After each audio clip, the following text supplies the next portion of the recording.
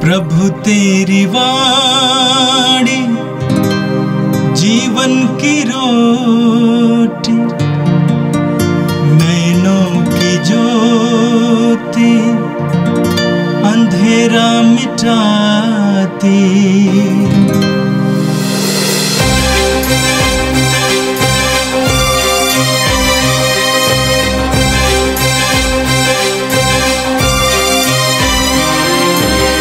प्रभु तेरी वाणी जीवन की रोटी, नैनों की ज्योति अंधेरा मिटाती।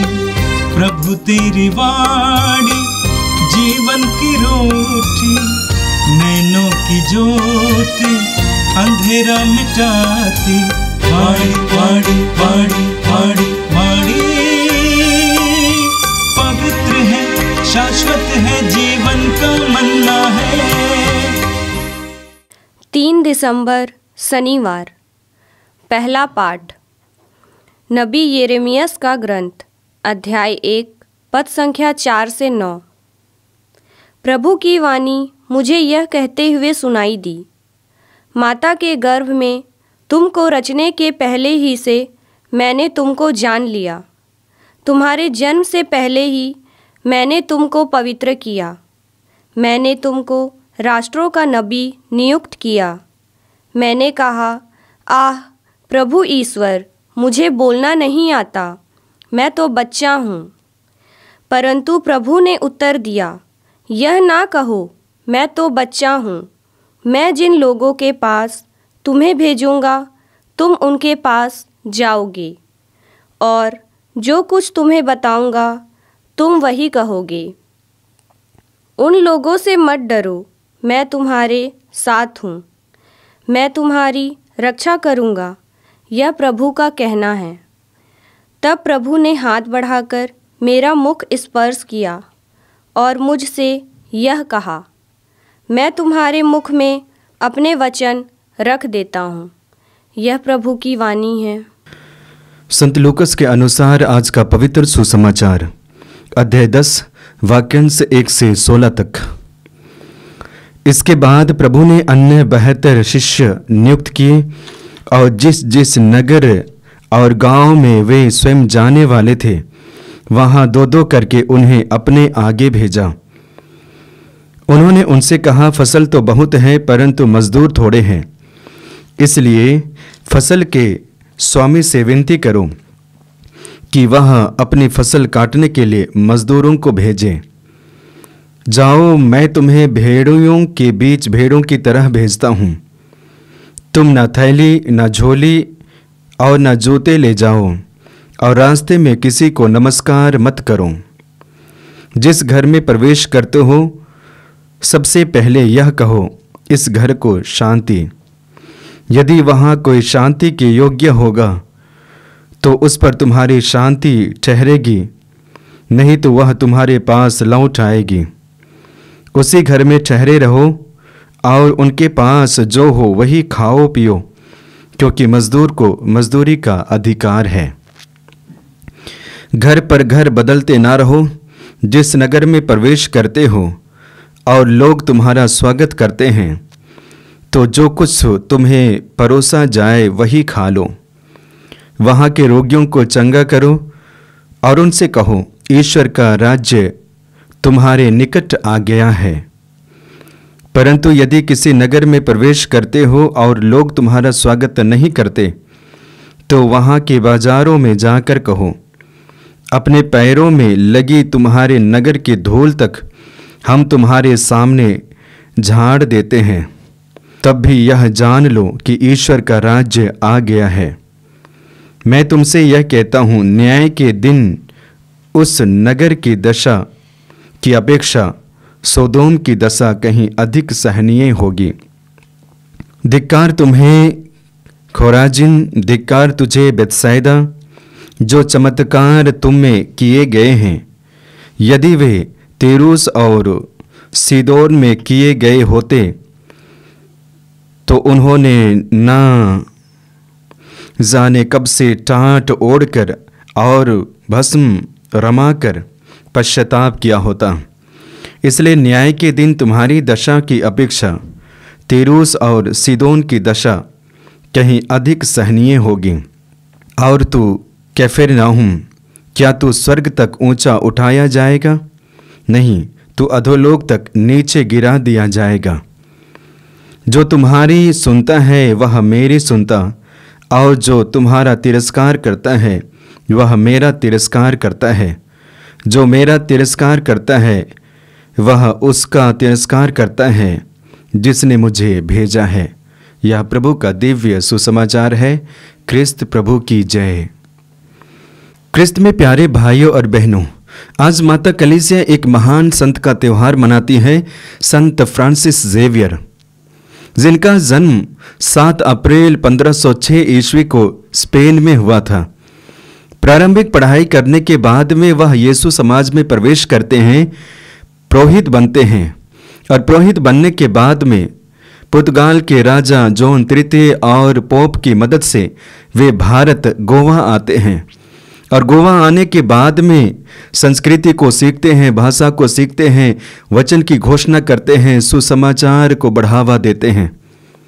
इसके बाद में वे मद्रास आते हैं। मद्रास आने के बाद पुनः लोगों से मिलते हैं, लोगों के पास जाते हैं, घर घर जाते हैं और सुसमाचार की घोषणा करते हैं, लोगों को एकत्र करते हैं, ईश्वर के राज्य के बारे में बताते हैं।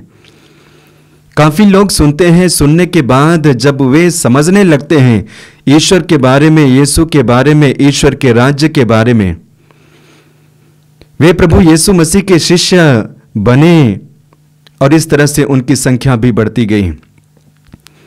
इतना ही नहीं, मद्रास के बाद में आगे जगह पे जाते हैं, विशेष करके मलाया द्वीप। वहां पे 3 वर्षों तक रहकर सुसमाचार की घोषणा करते हैं।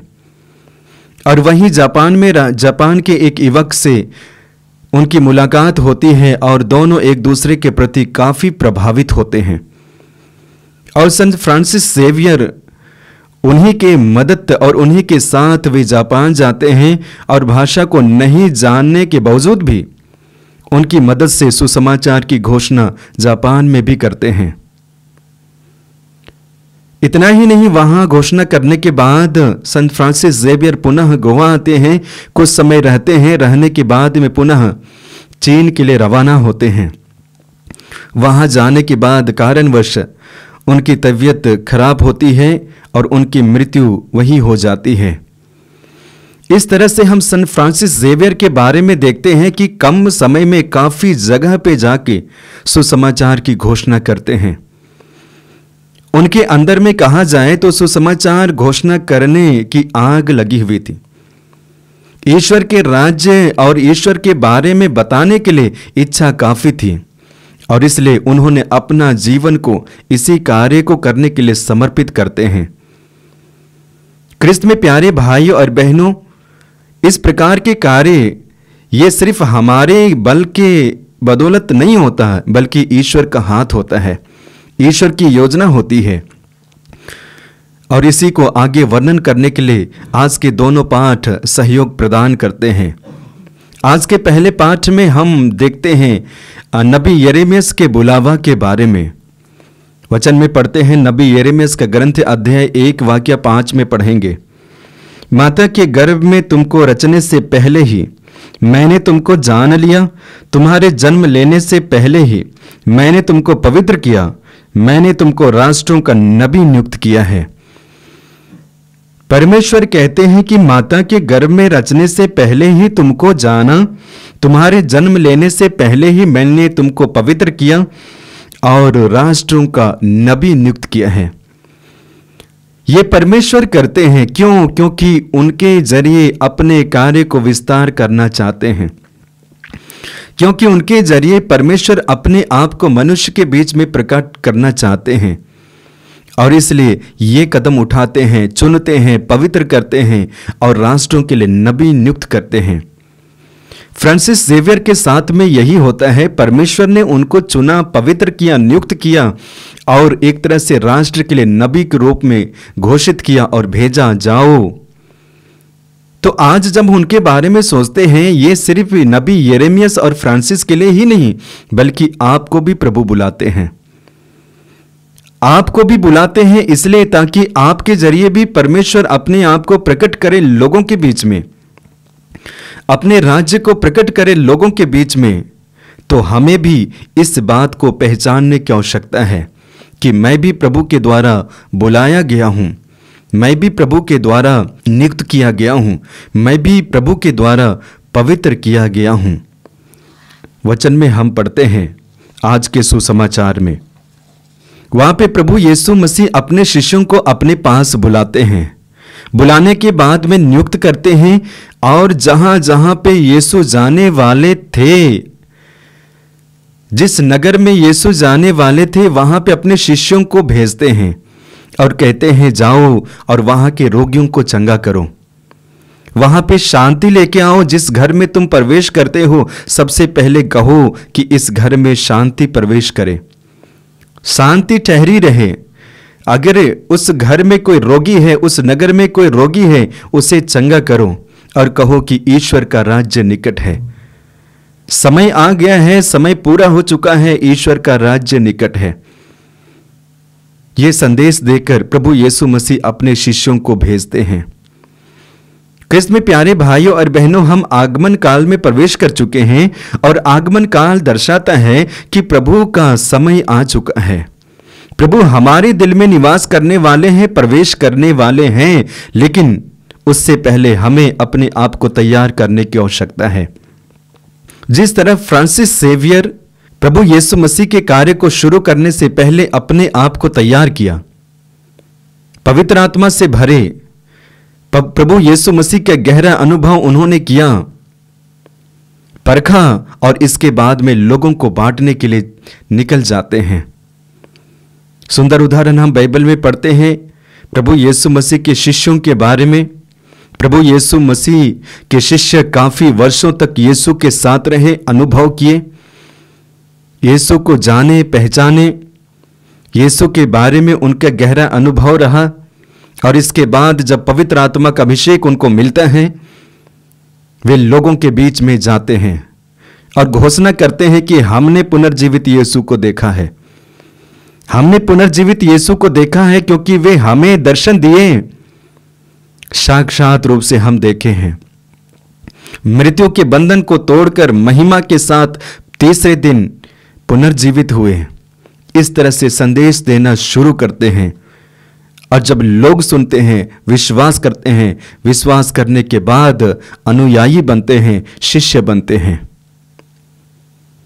क्रिस्त में प्यारे भाइयों और बहनों, यही जिम्मेदारी हमें भी दी गई है। तो आज बुलावा के बारे में देखते हैं। नबी यिर्मयाह को परमेश्वर बुलाते हैं, सन फ्रांसिस जेवियर को परमेश्वर ने बुलाया, प्रभु यीशु मसीह अपने शिष्यों को अपने पास बुलाते हैं और कार्य भार सौंपते हैं और कहते हैं जाओ तुम भी ये कार्य करो। तो आज हम भी बुलाए गए हैं, विशेष करके ईश्वर के राज्य को फैलाने के लिए, ईश्वर के कार्य को करने के लिए। आज के दिन के बारे में और आज के पाठों के बारे में सुना जाए तो मुख्य रूप से 2-3 बिंदुओं पर हम मनन चिंतन कर सकते हैं। सबसे पहले, किसी भी कार्य को करने के लिए परमेश्वर व्यक्ति को चुनते हैं, और जब व्यक्ति को चुनते हैं तो परमेश्वर अपने तरफ से कदम उठाते हैं, निर्णय लेते हैं, नियुक्त करते हैं, पवित्र करते हैं। ये स्वयं परमेश्वर करते हैं। और इसलिए हमें अपने आप को देखने के बाद में एक तरह से निराश नहीं होना चाहिए, घबराना नहीं चाहिए, पीछे हटना नहीं चाहिए। क्यों? क्योंकि मैं अपने आप से नहीं, बल्कि मैं परमेश्वर के द्वारा चुना गया हूं, मैं परमेश्वर के द्वारा नियुक्त किया गया हूं। यह विश्वास हमारे अंदर में होना चाहिए। और जब यह विश्वास हमारे अंदर में हो जाएगा कि परमेश्वर अपने तरफ से इच्छा से मुझे चुना है, निश्चय ही हम उनके प्रेम में बढ़ेंगे। दूसरा बिंदु पर मनन चिंतन कर सकते हैं, वह यह है, जो परमेश्वर के द्वारा चुना जाता है वह हमेशा परमेश्वर के लिए कार्य करता है। फ्रांसिस जेवियर को देखिए, जब तक उनकी मृत्यु नहीं हुई तब तक उन्होंने परमेश्वर के कार्य को करते रहे, परमेश्वर के साथ जुड़े रहे, परमेश्वर के द्वारा बताए गए कार्य को करते रहे। ठीक उसी प्रकार नबी यिर्मयाह को देखते हैं। यिर्मयाह अंतिम पल तक प्रभु के कार्य को करते रहते हैं। तो आज भी हमें प्रभु के कार्य को करने की आवश्यकता है। और ये प्रभु का कार्य क्या है? जितने भी अच्छे कार्य हैं प्रभु के कार्य हैं। प्रेम का बढ़ावा, शांति का बढ़ावा, प्रार्थना का बढ़ावा, वचन पढ़ने के लिए बढ़ावा देना, अच्छे कार्य करना, सत्य कर्मों को करना, सत्य के मार्गों पे चलना, ये प्रभु के कार्य हैं। और जब ऐसे कार्यों को हम करते हैं, दिन प्रतिदिन प्रभु के प्रेम में बढ़ते जाते हैं। निश्चय ही प्रभु के चुने हुए लोग पीछे हटते नहीं हैं। हालांकि उनके जीवन में कई प्रकार के दुख समस्याएं आती रहती हैं, फिर भी पीछे हटते नहीं हैं। वचन में हम पढ़ेंगे कुरिन्थियों के नाम संत पौलुस का दूसरा पत्र अध्याय 4 वाक्य 8 से आगे पढ़ेंगे। वचन इस प्रकार है, हम कष्टों से घिरे रहते हैं परंतु कभी हार नहीं मानते, हम परेशान होते हैं परंतु कभी निराश नहीं होते, हम पर अत्याचार किया जाता है परंतु हम अपने आप को परित्यक्त नहीं पाते, हमको पछाड़ दिया जाता है परंतु हम नष्ट नहीं होते, हम हर समय अपने शरीर में ईश्वर के दुख भोग तथा मृत्यु का अनुभव करते हैं, जिससे ईसा का जीवन भी हमारे शरीर में प्रत्यक्ष हो जाए। संत पौलुस बताना चाहते हैं अपने जीवन में और विशेष करके प्रभु के कार्य को करते हैं, तरह तरह के अनुभव होते हैं, दुख आते हैं, तकलीफ आते हैं, समस्याओं का सामना करना पड़ता है, अत्याचार को झेलना पड़ता है, फिर भी हम हार नहीं मानते हैं बल्कि प्रभु के मार्गों पर निरंतर चलते रहते हैं। एक तरह से अपने कार्यों के प्रति यानी कि वफादारी को दर्शाता है और परमेश्वर ऐसे लोगों को ही चुनते हैं। तो ख्रिस्त में प्यारे भाइयों और बहनों, आज जब हम फ्रांसिस सेवियर का त्यौहार मनाते हैं, हमारे लिए एक संदेश देते हैं कि जैसे वे प्रभु यीशु मसीह के कार्य को करने के लिए निकल गए, ठीक उसी प्रकार हमें भी करने की आवश्यकता है। जब परमेश्वर हम पर भरोसा रखते हैं तो हमें भी परमेश्वर के ऊपर भरोसा रखने की आवश्यकता है। तो आइए आज के दिन हम विशेष रूप से प्रभु से प्रार्थना करें। आंखें बंद कीजिए, हाथों को खुला रखिए। प्रभु आज के दिन के लिए धन्यवाद देते हैं संत फ्रांसिस सेवियर के लिए, और आज के दोनों पाठों के माध्यम से जो तूने संदेश दिया है, तू हमें चुना है, चुनने के बाद में अपने आप को हमारे जरिए प्रकट करते हैं लोगों के बीच। प्रभु इस सत्य को हम और गहराई से समझ पाएं, समझकर तेरे लिए हम जी पाए, अपने जीवन को हम तेरे लिए न्यौछावर कर पाए। ऐसे कृपा कर, साथ ही साथ पवित्र आत्मा का अभिषेक देना, ताकि पवित्र आत्मा की शक्ति के द्वारा, अभिषेक के द्वारा हम तेरे कार्य को अपने जीवन भर कर पाए, हर समय हर क्षण। यह हम प्रार्थना करते हैं प्रभु हमारे ख्रिस्त के द्वारा, आमीन। प्रभु तेरी वाणी जीवन की रोटी, नैनों की ज्योति अंधेरा मिटाती, वाणी वाणी वाणी वाणी वाणी पवित्र है, शाश्वत है, जीवन